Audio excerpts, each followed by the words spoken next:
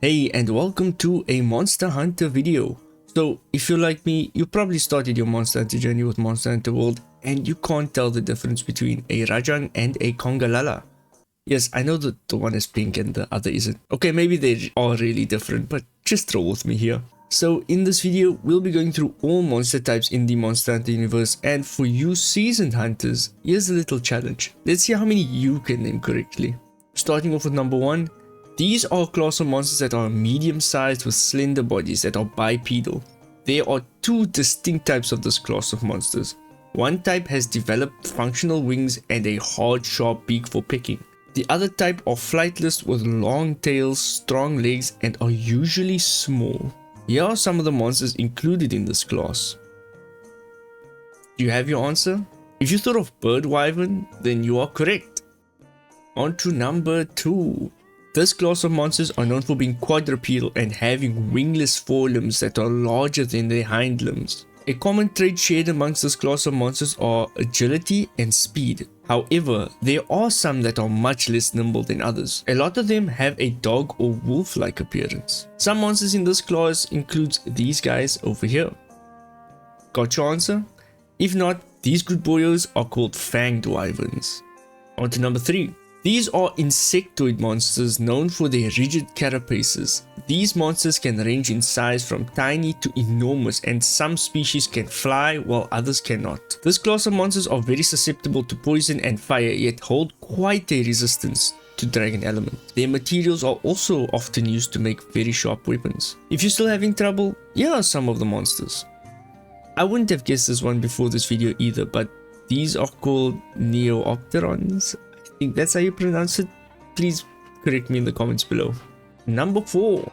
The monsters in this class are crustacean-like or scorpion-like and are known for having hard shells, exoskeletons, or even crab-like bodies. When they are weakened by physical damage, they show internal bleeding by the frothing of the purple bubbles from their mouths.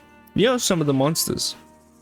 These monsters are called Carapaceons. You know, because they have like carapaces and stuff. I don't know.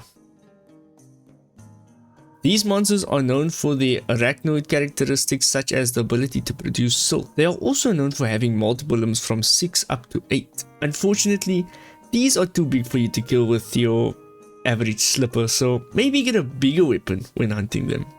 Here are some of these monsters. These kitchen nightmares are known as Temnocerans. Fish!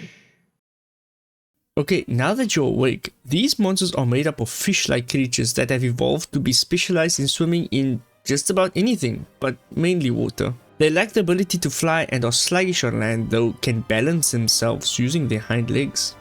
Have fun in this aquarium if you want.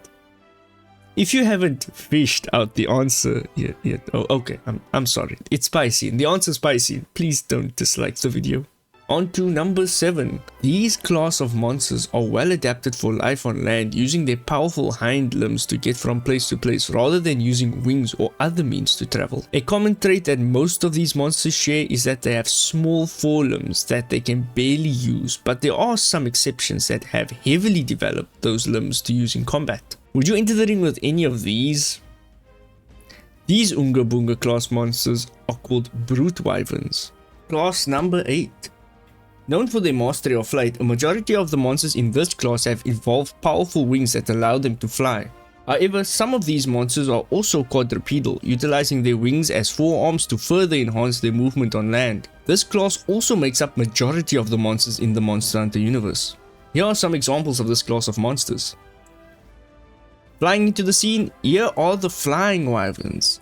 Number 9. These class of monsters are superficially frog-like in body structure with powerful spring-like back legs and muscular forelegs. They are known to inhabit a diverse range of environments and are typically carnivores. Jumping into this category are these monsters. I think this one is pretty obvious, but if you haven't guessed it, these are known as amphibians. Number 10. They are known for being beastly, mammalian-like creatures that lack wings, although some do have the ability to glide. They are often faster than other larger threats. This class of monsters have a variety of appearances. Some resemble primates, some bears, and some even rabbits. Here are some of them right now. These beastly monsters are known as Fanged Beasts. On to number 11. This class consists of large wyverns that are generally categorized by their serpentine bodies and speed that outclasses many other monsters. While majority of these monsters are found in aquatic and other wet environments such as swamps or marshes, some have adapted to life on land by swimming through sand, snow or lava. These creatures are usually the top predators of the environment. These are some of the monsters in this class. A fan favorite and returning in the new Monster Hunter Wilds game, these are called Leviathans.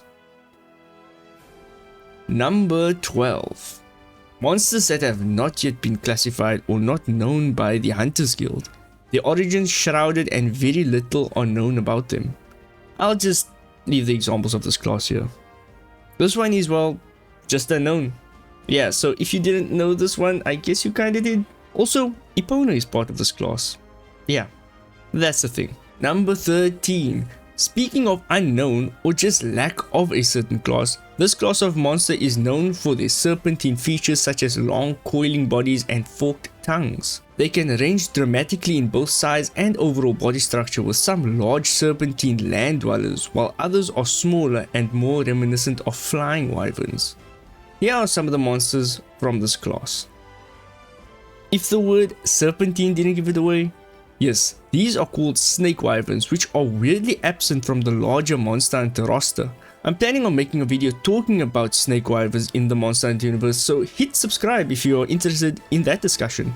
If I've made it already, I'll link it on the top card of this video or in the description. Number 14. Coming to the last of the large monster classes, we have the big guns of the Monster Hunter universe. Unlike other monster types which classify monsters by shared traits, these are creatures that defy typical classifications and reside outside of the standard ecosystem. These monsters are rare creatures with immense power that have lived since ancient times. Here are some familiar faces you've seen before karting. Yes, I know a horse is part of this class, but yeah, they are named Elder Dragons. Here are some of the smaller classes outside of your typical large monsters. Can you guess them all with these pictures? So we have the small tribal-like creatures called Linians. We also have our herbivores. We have fish. Yeah, just fish. We have the winged drakes, which are just smaller wyverns. And then we have some weird class that they brought in from Monster Hunter World named Relics, which is a classification for the Leshen from the Witcher crossover event. Also, if you like the Charge Blade, I suggest you look at this video right here. So yeah, that pretty much wraps up all 19 monster types in Monster Hunter. How many did you get right? Leave a comment, and if you enjoy Monster Hunter content, consider subscribing. So yeah, that's pretty much it. See ya.